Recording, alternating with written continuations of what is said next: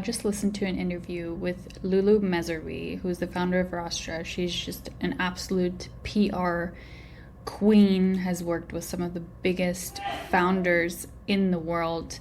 I've admired her for years, followed her for years, and bought into her frameworks and theories around comms, around founder storytelling for years.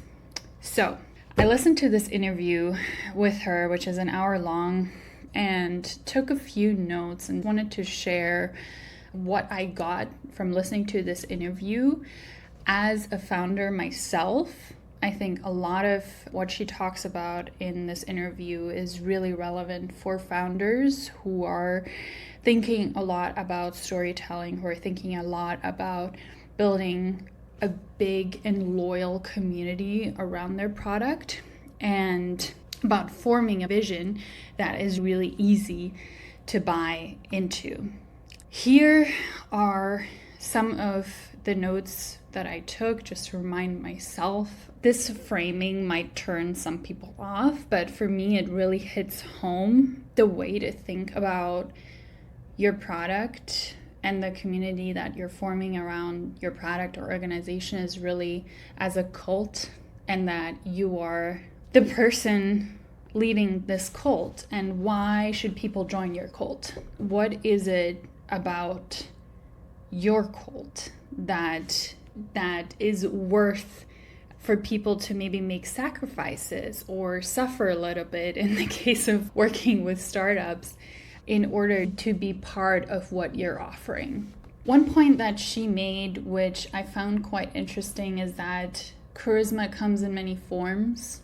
So it isn't necessarily necessary for you as a founder to have traditional charisma, in the sense that when you enter a room, you have so much presence that people feel your entry. That's not necessarily what it takes. There can be quiet charisma. Charisma can come in the form of you being someone who is highly dependable and delivers a super high standard always. And that kind of aligns with another bullet point here. What's the secret truth within you? So what is it about you that not necessarily is charismatic, but that is special? What is it that you can speak on with authority? Where do you have authority? What can you offer as a founder that perhaps nobody else can? And then that really becomes your A&O to storytelling about yourself, right? Founder storytelling. Ask yourself what you're trying to say, which goes into the next part of this podcast, which was a lot about what's the big vision behind your product? What is the amazing part? What's the important thing that makes this something that needs to be made and needs to be supported? It doesn't necessarily have to be building electric vehicles. It doesn't need to be that big of a thing, but it can be communicated in a way that makes it so important because the story is just so strong and powerful.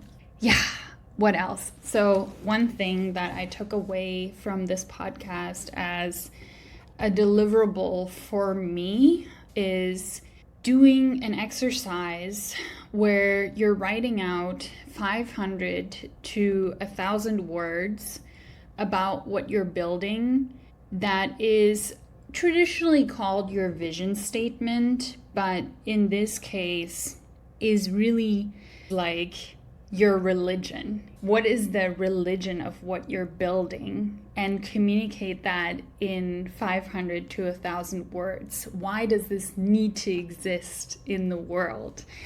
So that's an exercise that I'm going to take home.